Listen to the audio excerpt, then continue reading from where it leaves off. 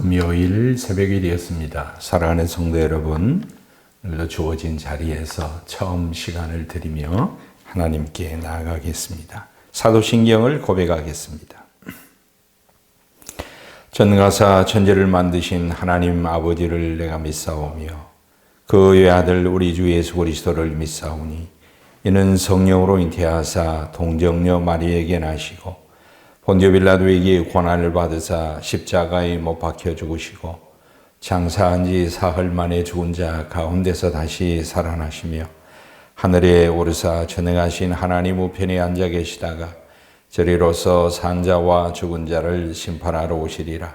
성령을 믿사오며 거룩한 공예와 성도가 서로 교통하는 것과 죄를 사하여 주시는 것과 몸이 다시 사는 것과 영원히 사는 것을 믿사옵나이다.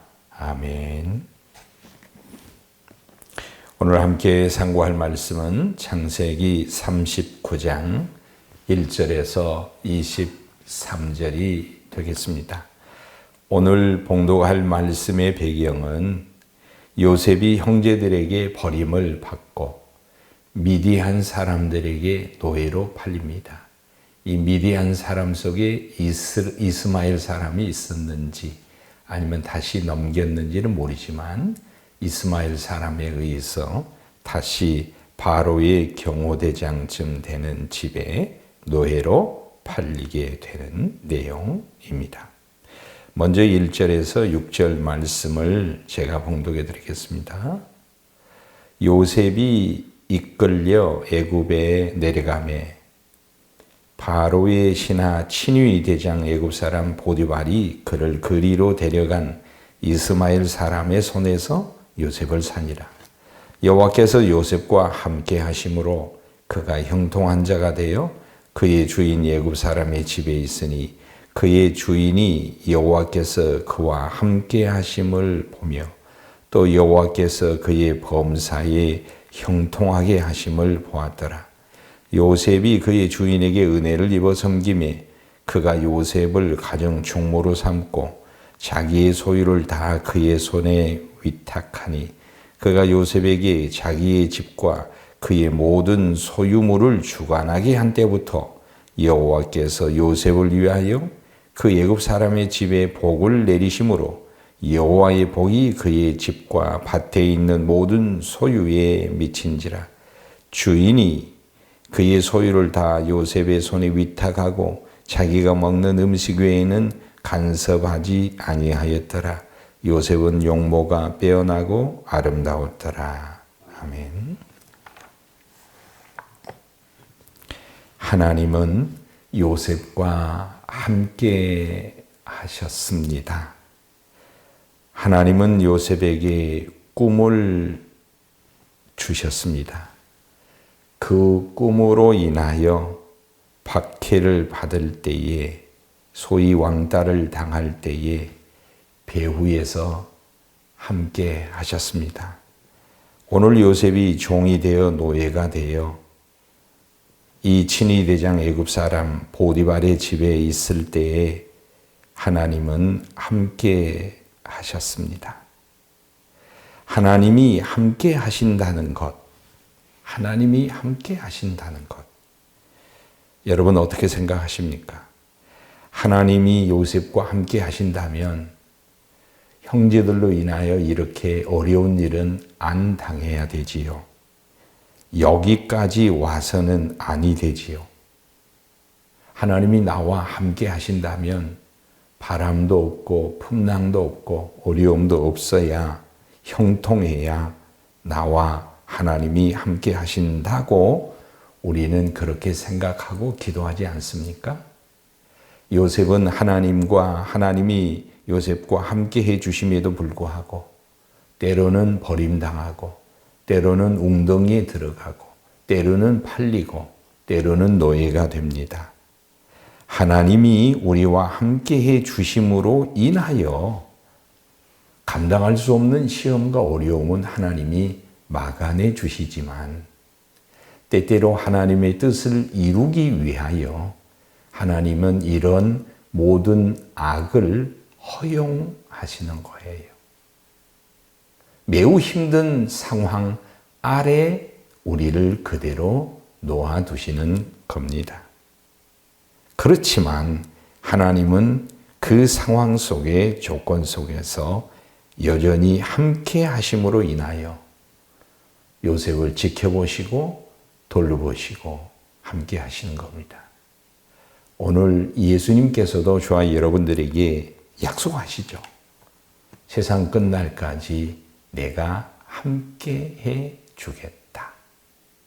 그리고 우리 안에 오셔서 함께 먹고 마시며 함께 삶을 살아주시겠다 약속하셨고, 두세 사람이 내 이름으로 모인 곳에 나도 그곳에 있겠다. 나와 너 관계 속에서 우리 교회 성도들 공동체 속에서 주님은 살아 계십니다. 여러분, 오늘도 하나님이 눈에 보이지는 않지만, 나 여기 있다 말씀하지 않지만 여러분의 인생에, 여러분의 삶에 우리 주님은 함께 하셔서 여전히 지켜보고 계심을 믿고 오늘도 이 믿음을 가지고 하루를 여실 수 있기를 바랍니다. 두 번째로, 하나님은 요셉의 삶을 형통케 하셨습니다. 하나님이 요셉과 함께 해 주셨습니다. 그리고 요셉이 하나님이 함께 하심에 대하여 올바른 믿음의 태도를 견지했습니다. 이것을 우리는 하나님과 동행이라고 합니다. 하나님이 요셉과 함께 해 주셨을 때 요셉이 그 하나님이 함께 해 주심에 대하여 믿지 못하고 하나님과 다른 생각을 하고 다른 방향으로, 다른 목적으로 그의 인생을 계획하고 살아간다면 하나님이 함께 해 주시지만 요셉은 동행할 수 없었던 거죠. 동행이 실패한 거죠. 예수님이 제자들과 때때로 함께 해 주시지만은 예수님이 함께 하심을 전혀 누군지도 알지 못하는 그런 경우들이 있습니다. 요셉은 하나님이 함께 해 주심에 대하여 그 또한 함께 하심을 믿고 올바른 믿음의 태도를 견지했습니다. 그 삶의 결과가 형통입니다. 형통은 모든 일이 좋게 되는 것만을 의미하지 않습니다. 이 형통은 요셉의 그 꿈을 성취하기 위한 방향으로 나간다면, 하나님의 최종적인 궁극적인 뜻을 성취하는 방향으로 내 삶이 이끌어진다면 당연히 우리는 형통하다 이렇게 말할 수 있고 믿어야 됩니다. 여러분, 하나님이 함께 하십니다. 그 함께 하심에 대하여 여러분들은 올바른 믿음의 태도를 견지하실 수 있어야 합니다. 그래야 우리의 삶은 아름답게 많은 퍼즐들이 맞추어져 아름다운 작품이 탄생한 것처럼 우리의 삶도 완성이 되어갈 것입니다. 또 하나, 하나님은 요셉을 통하여 믿음의 사람을 통하여 애굽 속에서, 세상 속에서 축복의 통로가 되기를 원하십니다. 오늘 상황을 보면 요셉은 인생 최악의 조건입니다. 형제들에게 버림받았습니다. 노예가 되었습니다. 인격이 없습니다. 자유가 없습니다. 완전한 이 집의 소유물입니다. 물론 주인이 인격적인 대우를 어느 정도 하고 있습니다마는 요셉은 철저히 그의 생명이, 그의 삶이 자기의 것이 아니라 완전히 주인의 것입니다.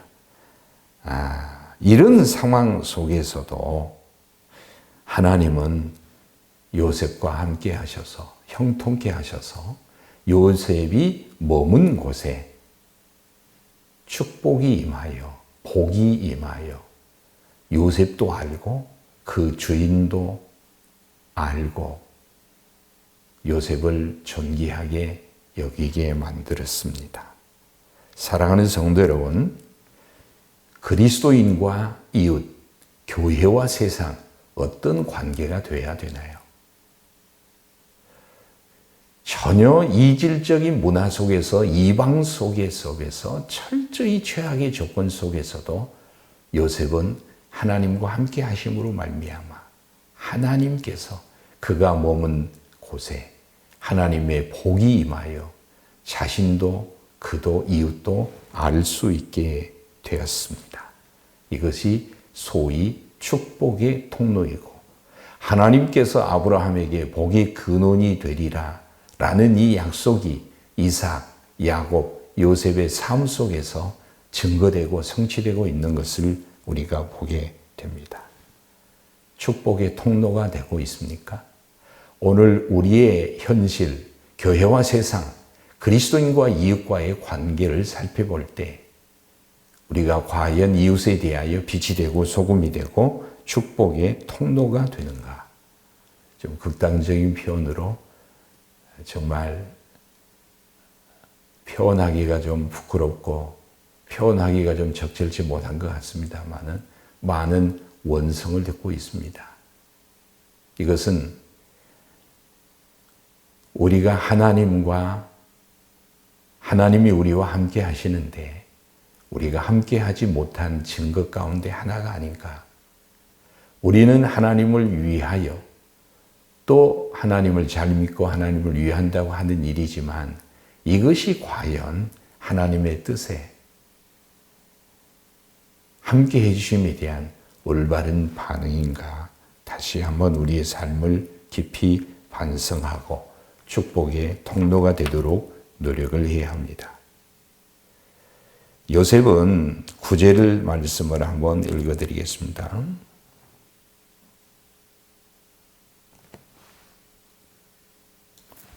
이 집에는 나보다 큰 이가 없으며 주인이 아무것도 내게 금하지 아니하였어도 금한 것은 당신뿐이니 당신은 그의 아내임이라.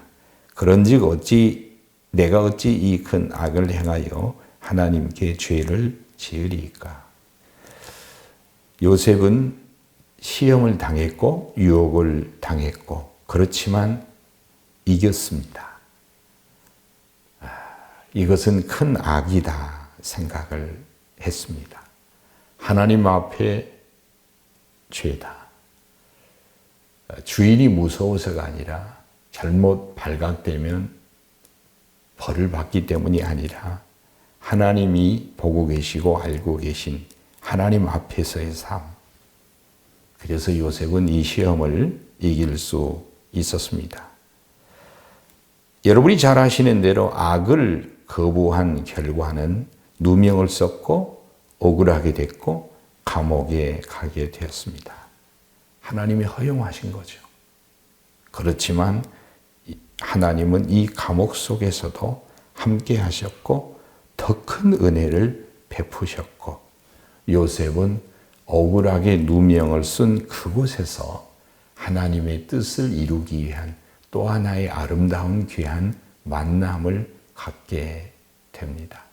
형제들이 버림받아서 애굽에 온 것이 하나님의 뜻을 이루기 위한 1차적 과정이었다면 또 하나 왕에게 그를 인도할 만남이 이 감옥 속에서 이루어진다는 사실을 생각할 때에 하나님의 뜻은 바람이 없고 풍랑이 없는 잔잔한 고요한 항해 속에서 하나님의 뜻을 향하여 갈 수 있는 것이 아니라 바람과 풍랑, 노도풍랑이 부는 그 속에서도 하나님은 요셉을 이끌고 계셨습니다. 바울이 유라굴라 광풍에